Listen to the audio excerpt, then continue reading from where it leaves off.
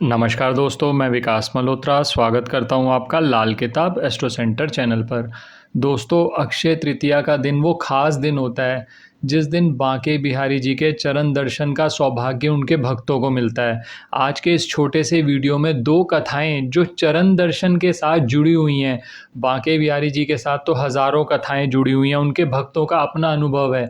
दो छोटी छोटी कथाएं जो इस चरण दर्शन की प्रथा के पीछे जुड़ी हुई हैं, वो आज मैं आपसे इस वीडियो में बात कर रहा हूँ।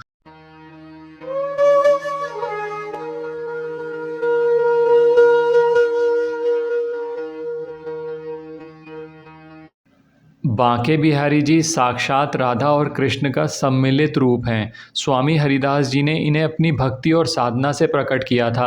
अद्भुत रूप है बांके बिहारी जी का। और बिहारी जी के मंदिर में अक्षय तृतीया का महोत्सव बहुत धूमधाम से मनाया जाता है। महीनों पहले तैयारियां शुरू हो जाती हैं। अक्षय तृतीया का दिन साल में एकमात्र ऐसा दिन होता है जब बिहारी जी के चरणों के दर्शन होते हैं। पूरे साल प्रभु के चरण वस्त्रों और फूलों से ढके रहते हैं। मान्यता है कि इस दिन प्रभु के चरणों के दर्शन करने से भक्तों को विशेष कृपा मिलती है। भगवान के चरणों पर इस दिन चंदन का लेप किया जाता है। ठाकुर जी के चरणों में अपार खजाना है। मान्यता है कि ठाकुर जी के चरणों के विलक्षण दर्शन करने वाले की हर मनोकामना पूर्ण होती है। यही कारण है अक्षय तृतीया पर अपने आराध्य के चरण दर्शन को देश दुनिया से लाखों भक्त वृंदावन में डेरा डालकर उनकी एक झलक पाने को उतावले रहते हैं।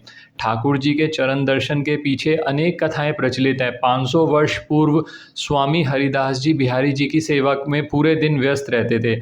फकीर थे तो सेवा करने का आर्थिक बोझ उन पर ना पड़े तो ठाकुर जी रोज अपनी लीला से अपने चरणों के पास एक स्वर्ण मुद्रा रख देते थे, जिससे स्वामी जी ना सिर्फ ठाकुर जी की सेवा करते और लोगों को भी प्रसाद बांटते थे। साधारण जन इस मुद्रा को देखकर कहीं भटक ना जाएं, इसी वजह से ठाकुर जी के चरणों के दर्शन किसी को नहीं करवाए जाते थे। अक्षय तृतीया के दिन ही बद्रीनाथ धाम के दर्शन खुलते हैं। तो एक बार वृंदावन में साधना कर रहे संतों की इच्छा बद्रीनाथ धाम के दर्शन की हुई। हरिदास जी ने सोचा, संत अगर साधना छोड़कर बद्रीनाथ जी के दर्शन के लिए जाएंगे तो साधना में बाधा पड़ेगी और वृंदावन में संतों का आभा मंडल न होने से बाकी भक्तों को भी सकारात्मकता का अभाव होगा। संतों को स्वामी हरिदास जी ने कहा कि वो बांके बिहारी जी के चरणों का दर्शन अक्षय तृतीया पर करवाएंगे और मात्र उनके चरण दर्शन से ही भक्तों को बद्रीनाथ जी के दर्शन का पुण्य मिलेगा और उनको मोक्ष की कामना, जो उनकी मोक्ष की कामना है, वो पूर्ण होगी। तभी से ये परंपरा शुरू हो गई। ठाकुर जी को अक्षय तृतीया के दिन चंदन का लेप लगाया जाता है, जिसकी घिसाई 1 महीना पहले शुरू होती है और उनके चरणों में चंदन का 1.25 किलो वजन का लड्डू भी रखा जाता है।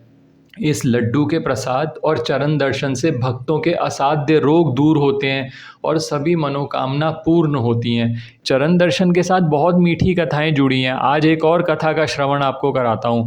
वृंदावन में एक संत अक्षय तृतीया के दिन बांके बिहारी जी के चरणों का दर्शन करने के बाद श्रद्धा भाव से गुनगुना रहे थे, श्री बांके बिहारी जी के चरण कमल में नयन हमारे अटके। एक व्यक्ति वहीं पर खड़ा होकर ये गीत सुन रहा था। वो भी यही गाने लगा, मगर भक्ति भाव में लीन इस व्यक्ति की गाते गाते कब जुबान पलट गई वो जान ही नहीं पाया और उल्टा गाने लगा, बांके बिहारी जी के नयन कमल में चरण हमारे अटके। इतना भाव विभोर होकर गा रहा था कि उसके भक्ति भाव से प्रसन्न होकर बांके बिहारी जी प्रकट हो गए और मुस्कुराते हुए बोले, मेरे एक से बढ़कर एक भक्त हैं, परंतु तुझ जैसा निराला भक्त मुझे कभी नहीं मिला। लोगों के नयन तो हमारे चरणों में अटक जाते हैं, परंतु तुमने तो हमारे ही नयन अपने चरणों में अटका दिए। प्रभु के दर्शन पाकर भक्त के आंसू झरझर बहने लगे। जीवन सफल हो गया उसका। वो समझ गया बिहारी जी भक्तों के भाव विभोर होने मात्र से खिंचे चले आते हैं। एक बार प्रेम से कहिए, जय बांके बिहारी जी, राधे राधे।